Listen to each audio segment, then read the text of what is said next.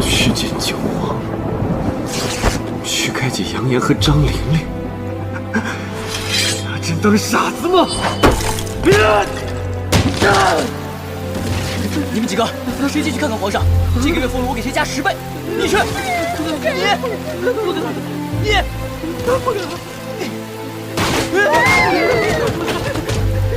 别跑啊！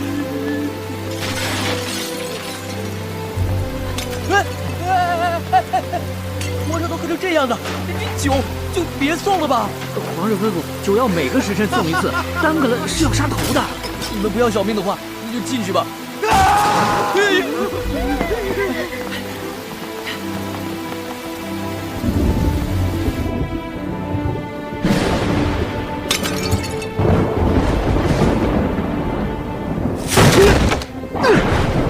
我总是忍你迁就，为何我就是不忍心动你一根汗毛？我忍够了，够了！我忍够了！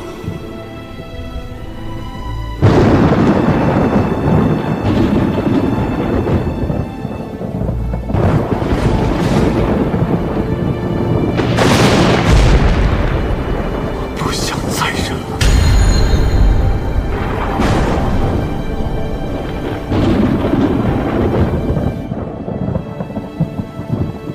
娘娘，你应该休息了。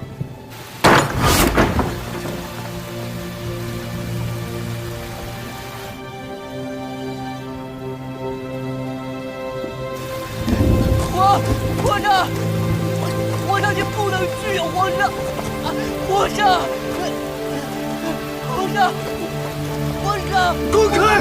不能！皇上，皇上！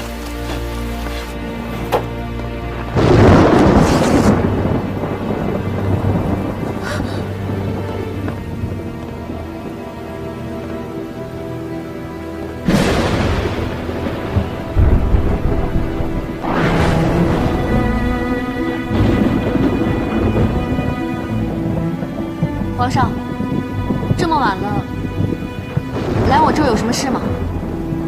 这是朕的皇宫，朕想来就来，想走就走，朕今天就要杀了你！皇上，我说你饶了娘娘吧！皇上，皇上，皇上不要啊！皇上，皇娘娘快走啊！滚开！你，皇上，皇上，皇上，你就饶了皇娘娘吧！我们一起杀！起杀！要杀冲我来，跟他们没关系。你们两个，出去！娘娘，出去！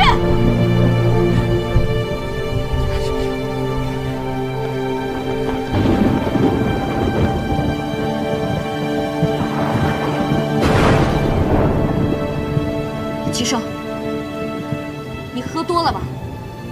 朕没有喝多，朕清醒着的。今天你跟朕说的那些话，朕心里一清二楚。皇上，您说的这是哪儿的话呀？您要是觉得哪儿有问题，我再跟您解释解释。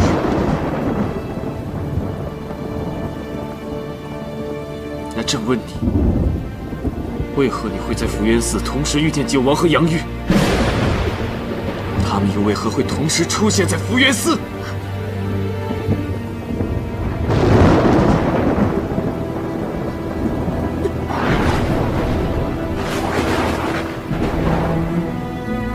你和他们有什么关系？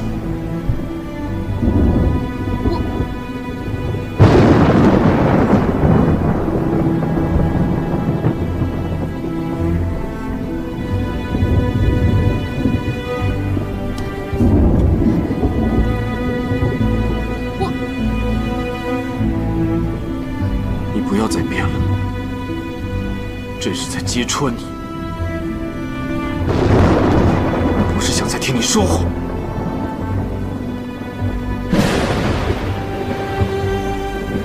秦胜，有话好好说，别欺负我打不过你，有能耐把剑放下。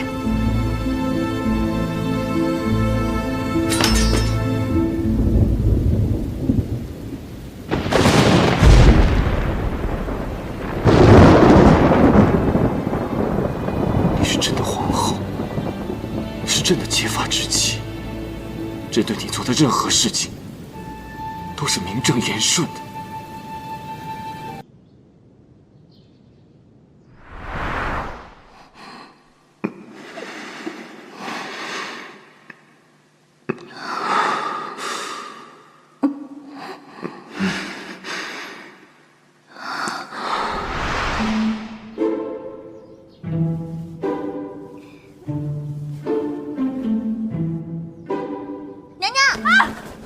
吓死我了！您在想？不许提昨天晚上的事儿。瞎说什么呀？好好好，不提不提。娘娘，您继续想。奴婢先走喽。哎，先别走，我有事儿想问你。娘娘，您说。一个男人强迫一个女人做了他不喜欢做的事儿，他还会再来找她吗？强迫？娘娘，这种事儿奴婢没经验啊。算了算了算了，要是我自己，我也不会再见他第二面的。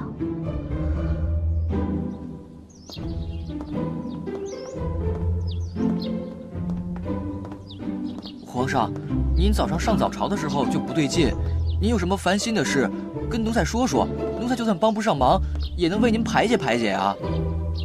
相公公，朕正要问你，昨日朕醉酒，夜宿兴圣宫，你为何不拦着朕？皇上，您夜宿皇后娘娘宫中，那我为什么要拦着您呀？那朕再问你，如果朕强迫了一个人做了他不愿意做的事，可是朕又特别过意不去，想去看看他，你说他能谅解朕吗？皇上，您可是95之尊的皇上呀，不存在强迫谁做什么。就算要是做了什么，那也是您对他的雨露恩泽，他会感激您的。朕是说，如果换做一个普通人，他能不能谅解？如果是普通人的话，那就不会了。那如果这个人带着10万分的歉意去见他，会不会得到原谅？那得看是什么情况了。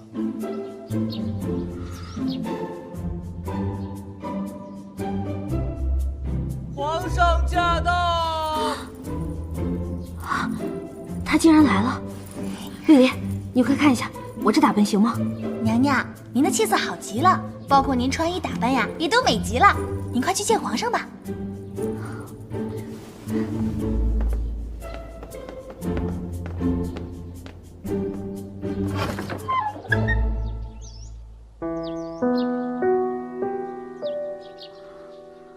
皇上，既然来了，怎么不进屋啊？朕觉得进去说话不太方便，就在这里说吧。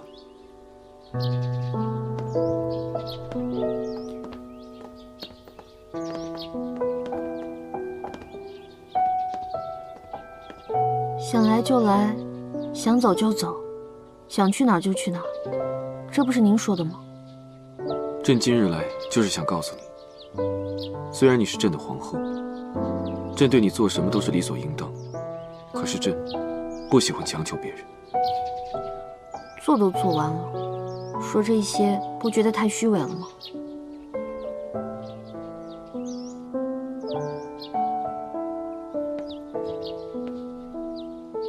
朕知道你是这么想的，不过朕一直坚持就事论事，是非分明，所以朕向你保证，以后一定会尊重你的意愿，再也不会做出违背你心意的事了。皇上，你怎么知道我的心意是什么？朕想知道，自然会知道。朕想告诉你，即便朕做了这样那样的事，也都是为了换回你的真心。从今日起，朕会用尽一切方法，来消除你的疑虑和猜忌，让让你明白朕才是你最牢固的依靠。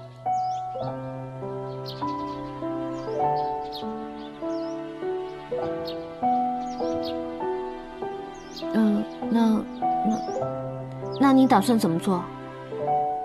从即日起，朕若是再得不到你的真心，就不会再碰你一根手指，更要与你保持距离。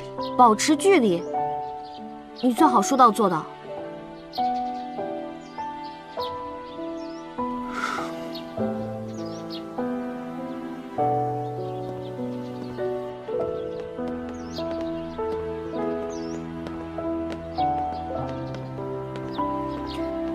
说走就走，保持距离。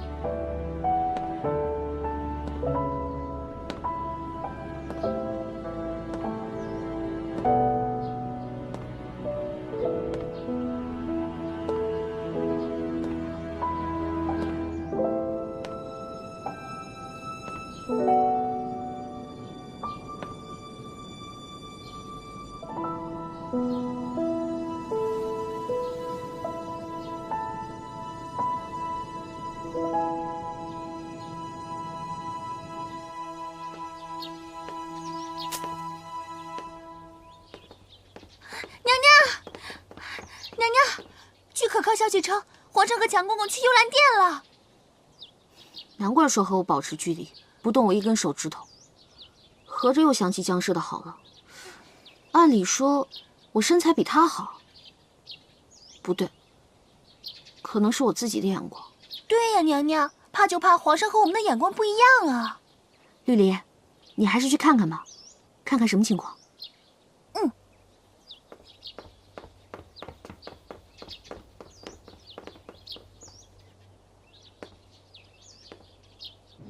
皇上，听说您同皇后娘娘的关系又缓和了许多，奴婢万分为皇上感到开心。明玉，很多时候一脸无辜和表面所显露的善解人意，会成为一把有毒的利器，刺痛他人，更刺痛自己，你知道吗？皇上，奴婢已经不再奢求皇上对奴婢的情感，奴婢只求能留在皇上身边，伺候着你。你留在朕身边，会让朕对新女人更加愧疚，也会让朕误了自己的感情。如此下去，是害了你。朕想给你获得重生的机会，希望你能明白。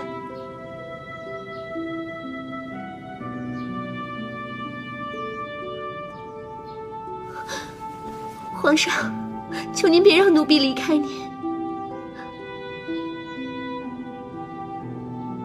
来人，赐酒。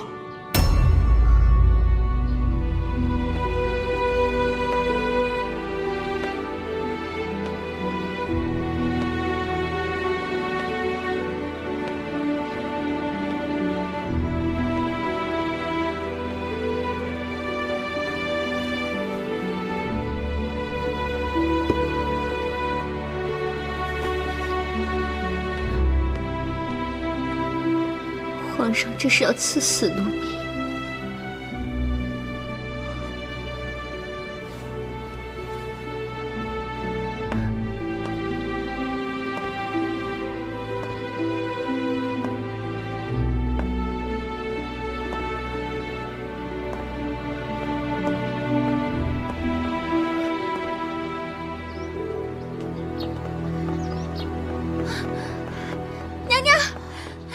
怎么回事？大事不妙！我去了之后，门口有侍卫把守着，不让我进去，说是皇上有事要谈，任何人不得入内。有事要谈？我看是要谈情说爱吧？不行，齐胜他想把我从皇后的位置上拉下来，想都别想。走。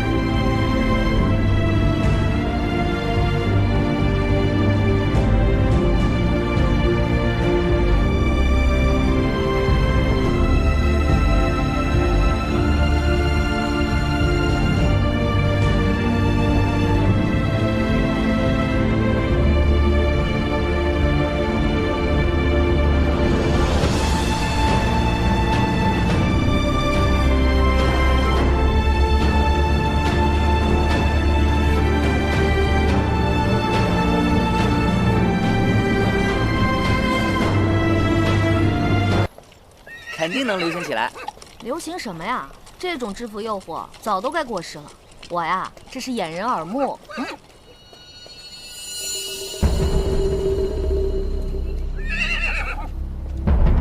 娘娘，我们还是快点赶路吧。看见没有，我可没有闲工夫在这跟你瞎聊。我先走了啊。哎，别走啊！就哎，别走啊！就，回头带的桂花糕跟你慢慢聊。就。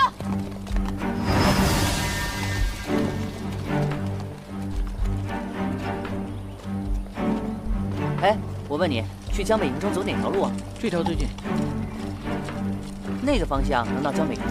那个方向刚好与江北大营相反，是去往青浦的方向。坏了，我觉得这个李侍卫不对劲儿。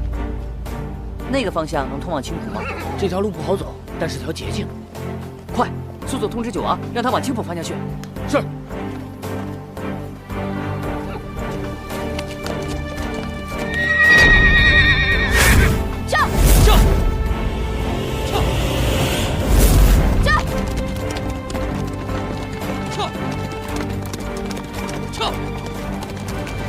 哎，李侍卫，我们是不是走错方向了？按说这江北大营早就该到了呀。没错，娘娘，这就是通往江北大营的方向，是娘娘记错了吧？啊，确实是我记错了，这野外的方向我哪有你熟悉啊？哎，该不会是什么谋杀案让我撞上了吧？我和他没什么冤，没什么仇，他为什么要杀我？不行，这下麻烦了。哎呦，我肚子疼，我上厕所啊，我上厕所。娘娘，对不住啊！救命啊！救命啊！快来人啊！救命啊！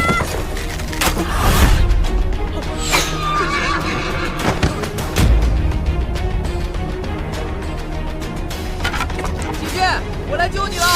杨言，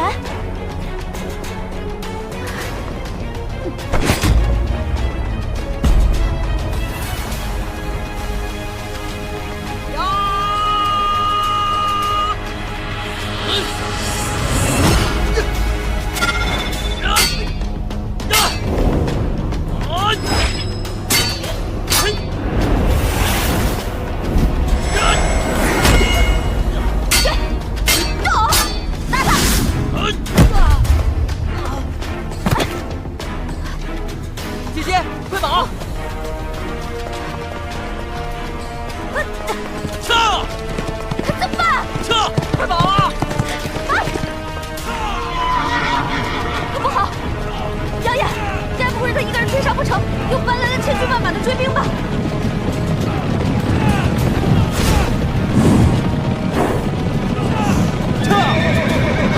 姐姐不用跑了。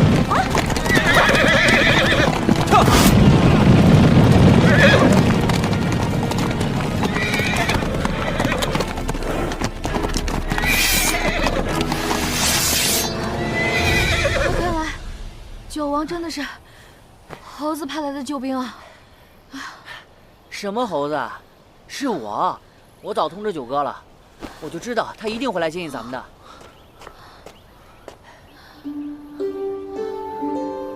你受苦了。哎，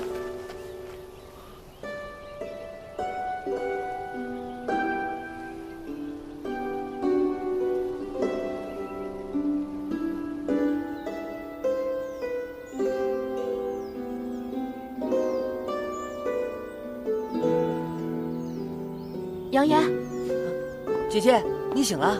你九哥他人呢？正审问的刺客呢。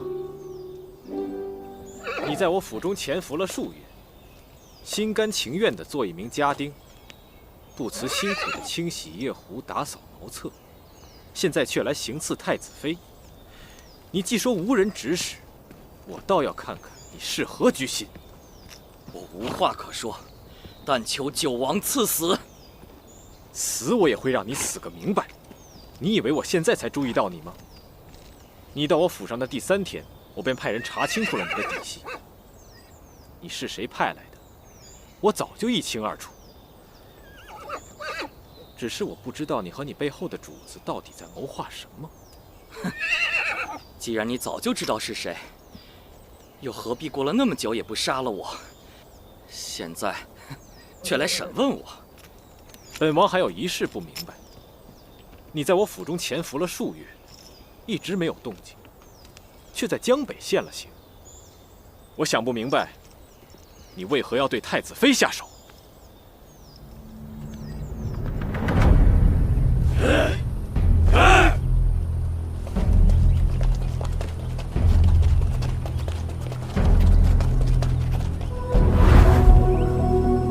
今日事成，我定不会亏待各位兄弟。兄弟们都已经到齐了，现在就等候你一声令下了。今日把他们一举拿下，通通拿下，全部拿下！忍了这么久，本王就靠今日翻身了。我看今日过后，谁还敢在我的头上拉屎？你可知道这刺客是谁派来的？这一路上也有想过，只是不敢相信吧？那刺客我已经审完了。是齐胜吗？他竟对我下如此狠手。开始我也想不通他为何会对你下如此狠手，但是在审问了刺客之后，我终于明白了。太子妃深更半夜被我的家丁带走，遇刺，罪责就全部都怪到了我的身上。齐胜真的是好计谋啊！他为了除掉你，不惜牺牲掉自己的太子妃吗？对于一个即将要登上皇位的人，一切不过是浮云流水般，不足为提。九王，我知道，你也是想得到皇位的人。如果是你，你也会这样做吗？鹏鹏，我定是不会做出这种绝情绝义的事。我与齐胜的不同也恰恰如此，我的心是向着你的。还记得那天我跟你说的话吗？记得。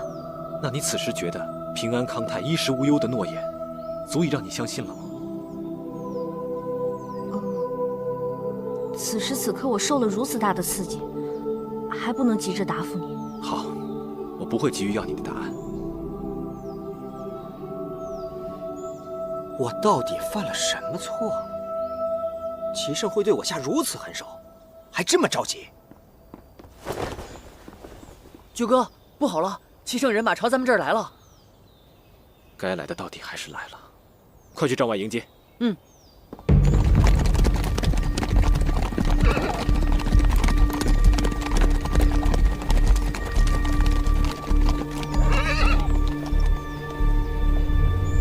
大胆九王，居然差遣下人行刺太子妃！太子殿下，娘娘深夜流落在外，臣弟怕娘娘清誉受损，便容留娘娘在臣弟帐中休息。我的遇刺与九王毫无关系，反而是九王的人救了我。那行刺之人已经拿去审问了，原来幕后指使另有其人。可知是何人所为？还不就是刺客是我一个人审的，还没有说出幕后指使是谁，便挥刀自宫而亡了。自宫？他自宫前都说了什么？并未说出有用的消息。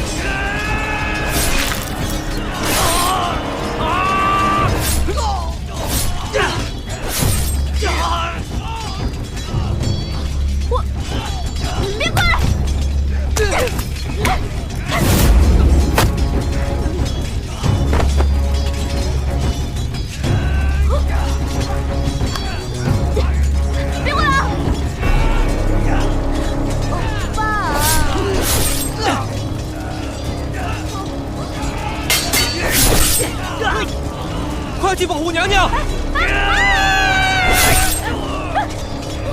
娘爷，快跑！娘娘，快跑！快跑！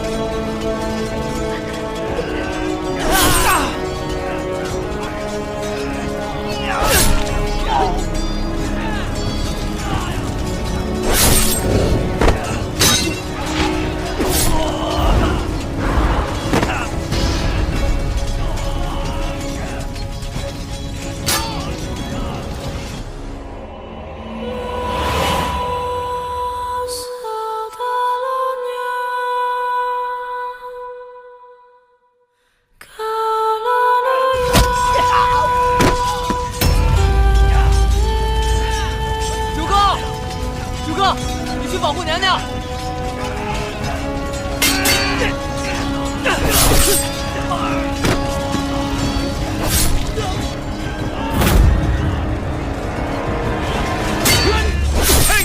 太子殿下危险！这是几个刺客，又能奈我何？扔！卑职奉了皇上的旨意，要保护太子殿下的安全，恕卑职不能从命。保护好太子殿下！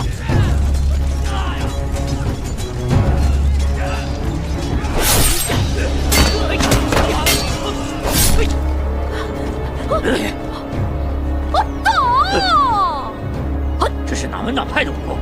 不知道，看起来挺厉害的。管他哪门哪派，上！你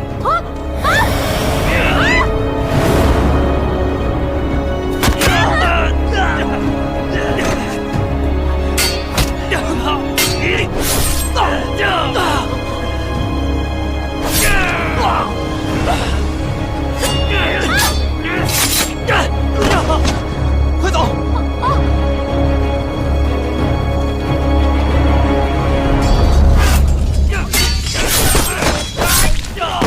太子殿下，我等已将刺客击溃，卑职这就去四处看一下，是否有同伙。你们这群废物！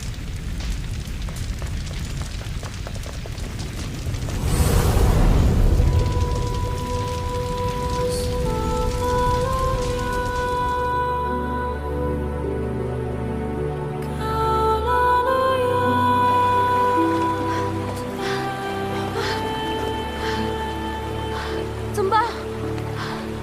顺水游到下游去。走。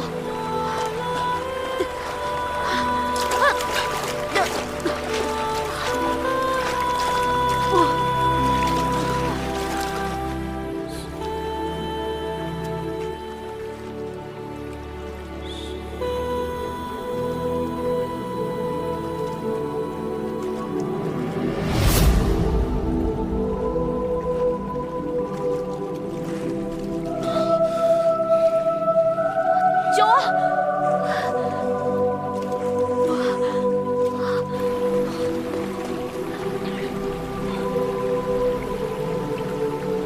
走。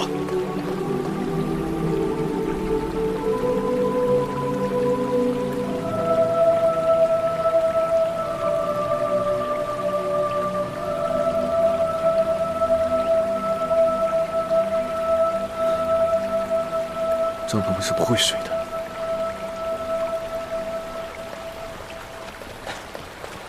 太子殿下，我等刚刚又制服2个刺客，还请殿下速速随我们回去。这个地方不安全，刺客随时有可能第2次偷袭。张鹏鹏，张鹏鹏！你是喜欢温润如玉、成熟稳重，还是喜欢浪漫洒脱、年少英俊的？其实喜欢什么样的人呢，不重要，重要的是那个人是谁。我和老九，谁更讨女人的欢心？你终究还是选错了。是你轮廓，时光微笑我。跪下！殿下！殿下！殿下！靠近你的体温，我心跳都活泼。待到你睡熟以把这条河给我收遍了。是。如果你梦里面别跟着我，你们去那边搜，我往那边搜。是。该换布条了。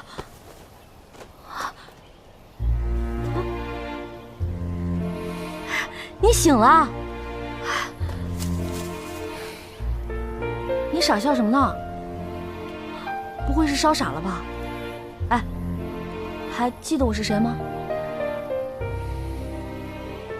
真不记得了？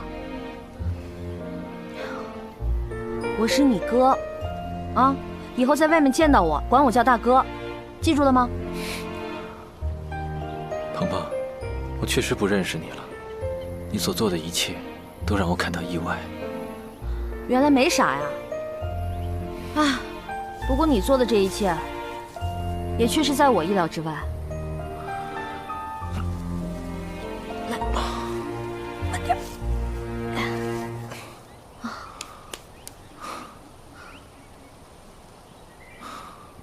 依我所见，你已经成了齐胜欲罢不能的人，得不到便要毁掉。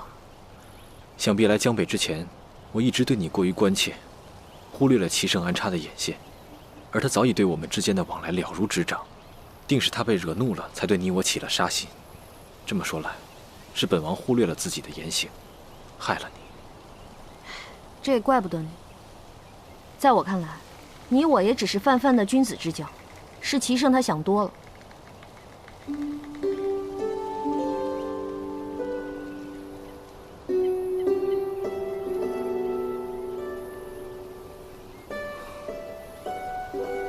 若是能逃过此劫，回去后定要谨言慎行。没错，这次你我也算是生死之交了。说句推心置腹的话，争皇位的事儿，路途艰辛，任重道远。齐胜这个人性情冷漠，心机叵测，不是一般人斗得过的。你有没有想，以后不要再争了？你我不争便能平安了吗？是他一步一步把我逼到今天的。争，或许还有一线希望；不争，就只能等死。你和我这一点倒是挺像的，我也常有那种朝不保夕的感觉。一天自己的命运掌握在别人手中，就一天觉得不稳定。这次我们能不能活着回去，还说不定呢。你大可不必如此忧虑，齐胜向来行事周全，顾全大局。他这次的计谋被我们化解了，便不会硬安一个罪名来杀我们。他要再想杀我们，也要从头谋划了。看来你倒是很了解他。不过既然你我都知道了，我们还能活很长一段时间，现在就更不能饿着了。我去找点饭来，顺便打点水，啊。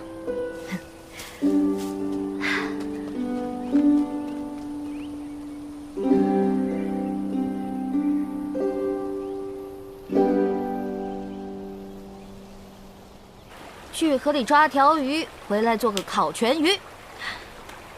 哇，好大一条鱼啊！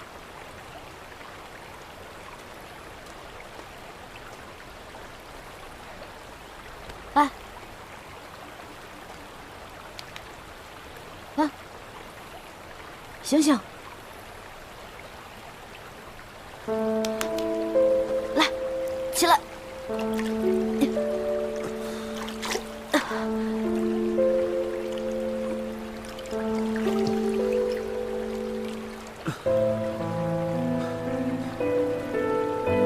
你衣服呢？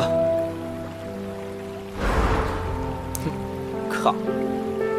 都要杀了我，还管我穿没穿衣服？你怎么在这儿？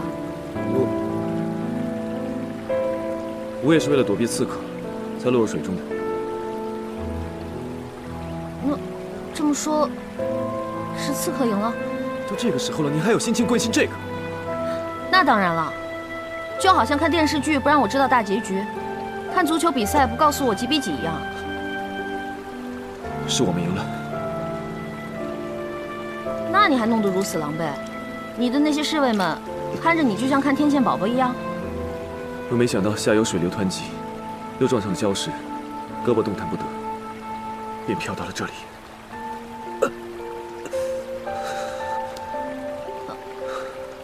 知道疼啊？你撞一个试试。该不会是脱臼了吧？我去给你找个树枝捆一捆啊。等着。哎，你站住！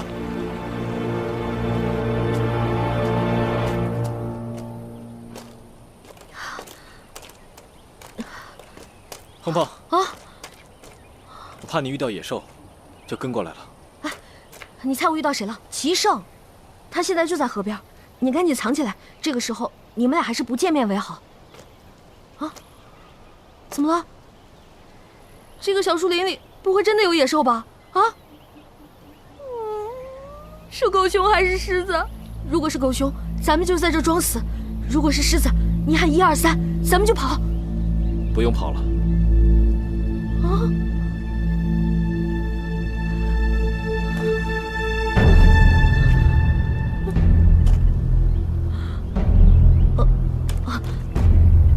九王，好巧啊，你也在这儿。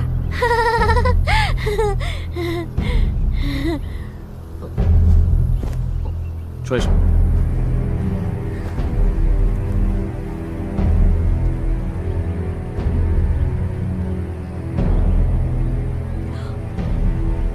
你们两个可千万不要在这里撕逼大战啊！九弟可还好，并无大碍。不知三哥是否受伤了？啊，他胳膊受伤了。这样看来，我们还是先找个地方避一避吧，好让我帮你固定一下手臂。别吼！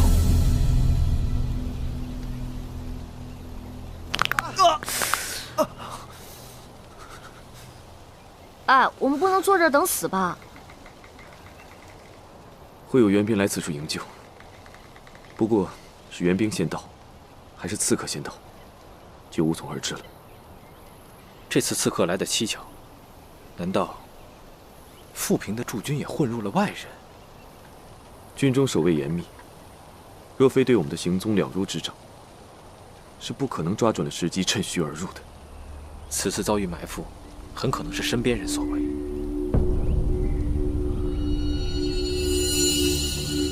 没想到他竟有胆量做出此事。我也是万万没有想到，平日里真是小瞧了他。是谁？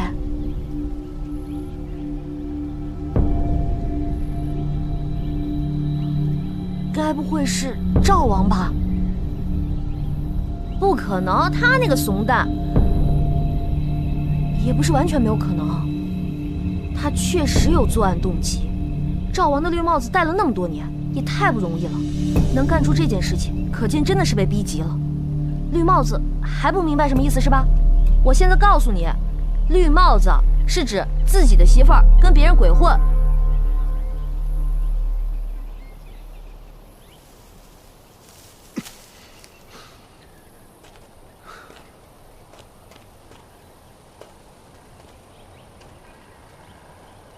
张鹏鹏，嗯，你过来。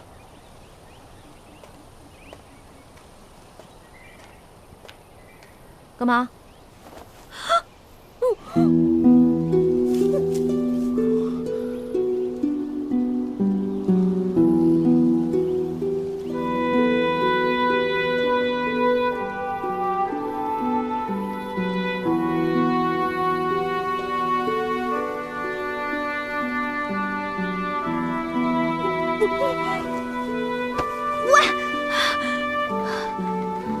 你想做戏给别人看，你可以借位嘛，干嘛来真的？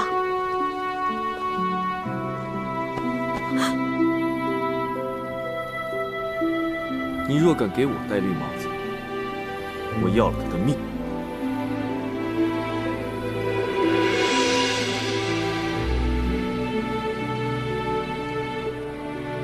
齐胜啊，齐胜，我和九王在河里已经抱过了，人工呼吸也做过了。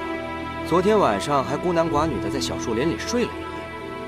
我看不只是绿帽子的问题，你这脑袋都冒绿光了。你看看我，既没贼心，也没贼胆，你尽管放宽了心。给我搜！是。你们几个去那边，转，快！不知这次来的是敌是友，快！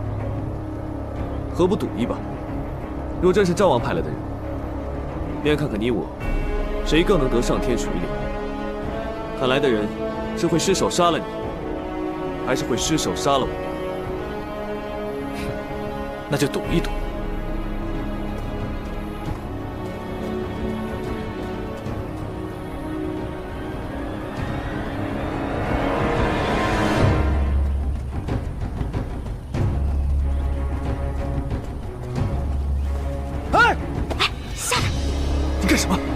你们两个，无论谁死了，只要赵王当了皇帝，拿下就得生灵涂炭，民不聊生。我在你们这儿，反正也没什么亲人，而且我有一颗扬名立万的心。这个英雄，让我来，也比枉我虚度了此生。婆婆，婆婆，你们这帮赵王的狗腿子们，居然还搞起刺杀来了！你们回去告诉他，他没有那个 IQ。啊，彭峰，赵彭峰！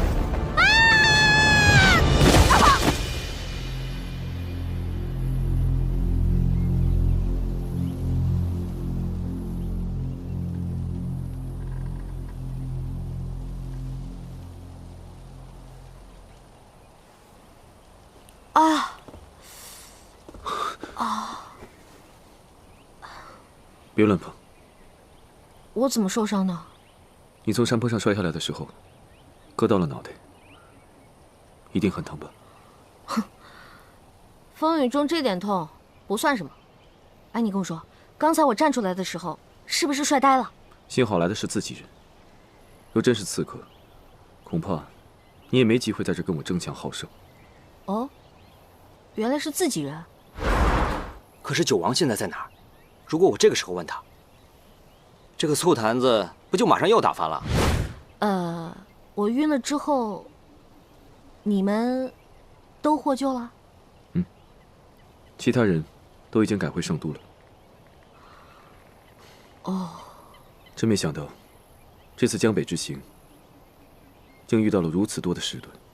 哎呀，啊，可不是嘛！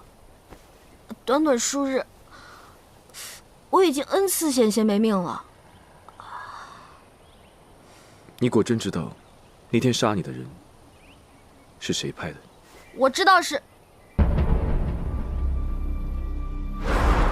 他这摆明是在试探我。我如果知道是他，他还不把我杀人灭口啊？我知道是谁才怪呢。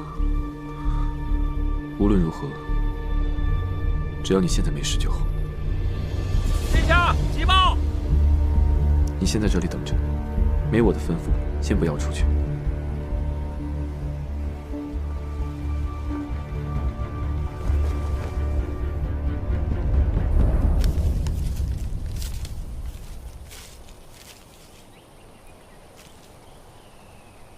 孙儿启圣，你父皇于昨晚走了。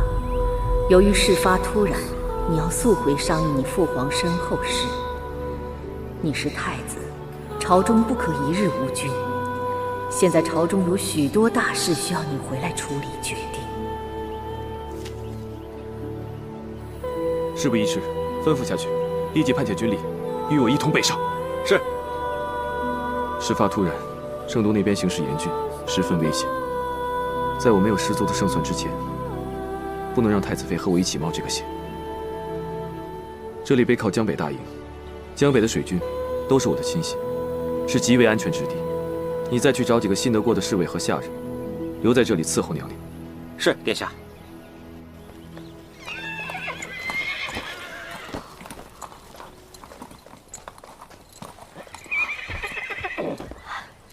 护送太子殿下回圣都，不得有误。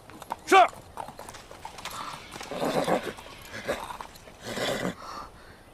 到底什么情况，让齐胜这么着急回圣都？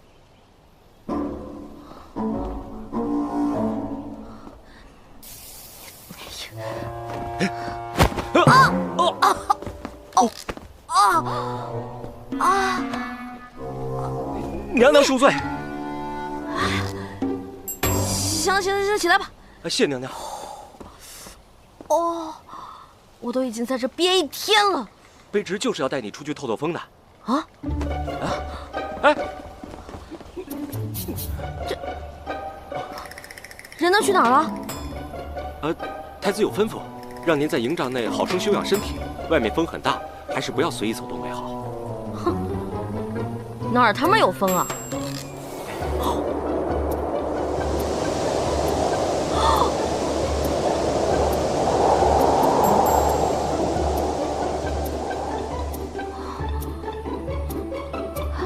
太子去哪儿了？把他给我叫回来，我有事儿找他。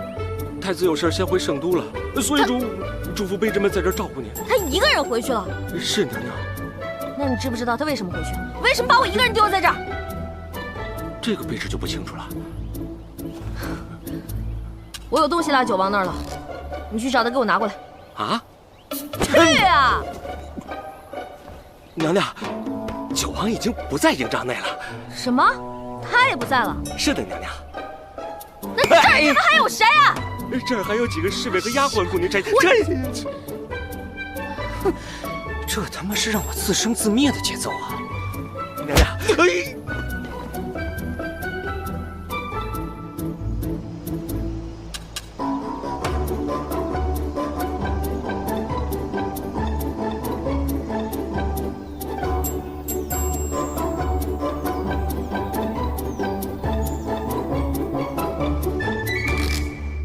万万没想到，万万没想到，万万没想到，万万没想到，万万没想到，万万没想到，葡萄变成了葡萄干儿啊！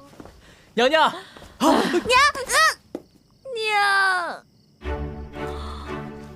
玉离，我不是在做梦吧？娘娘，是我呀，我是绿篱呀。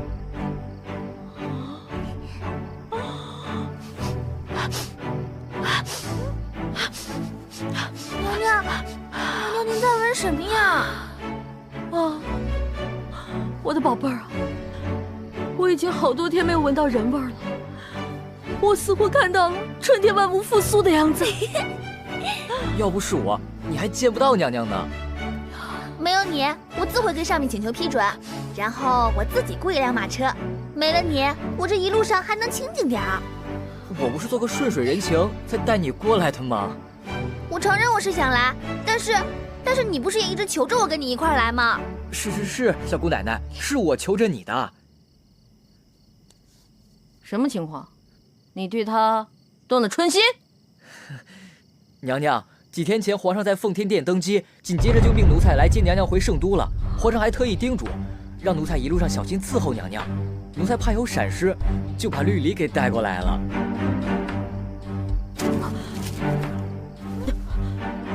新皇登基？是呀，娘娘，谁都没有想到，先皇一夜之间就暴毙身亡了。奴婢足足哭了1个晚上呢。你说这人怎么就这么脆弱呀？这先皇怎么能说驾崩就驾崩了呢？先皇驾崩了，可不是嘛。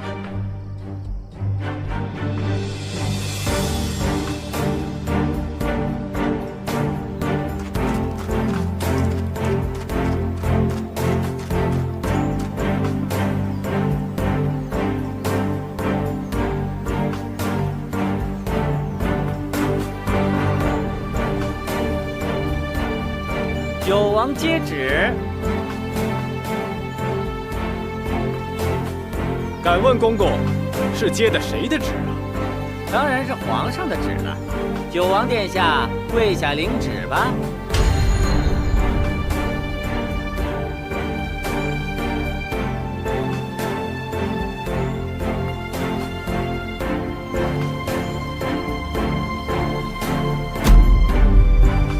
奉天承运，皇帝诏曰：九王齐汉于江北救太子妃有功，赏白银1000两，良田100亩，官职加升1品，革去原有一切职务，改司内务主管一职。即日起，九王府监禁解除，钦此。九王殿下，那奴才就告退了。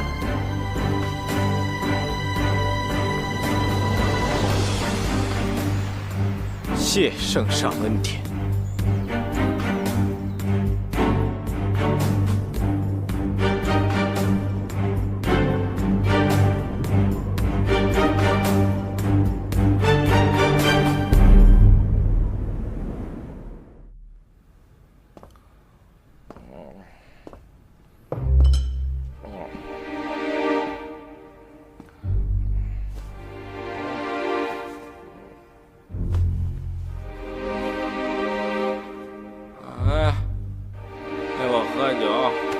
奴才是来宣旨的，不能陪您喝酒。你不喝，我就不听。哎，喝不喝？这不是为难奴才吗？喝你，喝不喝？喝不喝你？你喝不喝？喝不喝你？喝不喝？你喝不喝你？喝不喝？啊，你喝不喝？喝不喝你？喝不喝你？我来陪你喝。皇上，赵王在调戏我。调戏你？瞧瞧你什么样？你来干什么？是来看我的笑话？要杀要剐随你便。我是来看你这烂泥扶不上墙的样子的，成何体统？我知道我自己时日已经不多了，所以我趁着现在我自由潇洒，管不着我。谁告诉你你会死？庸人自扰。还是先听旨吧。我不听。奉天承运，皇帝诏曰：赵王因误信贼人之言，致使众多皇室贵胄被困江北，当判死罪。当今圣上念其手足之情，免其死罪，免其一切官职，留其王位与宅院。留其王位与宅院。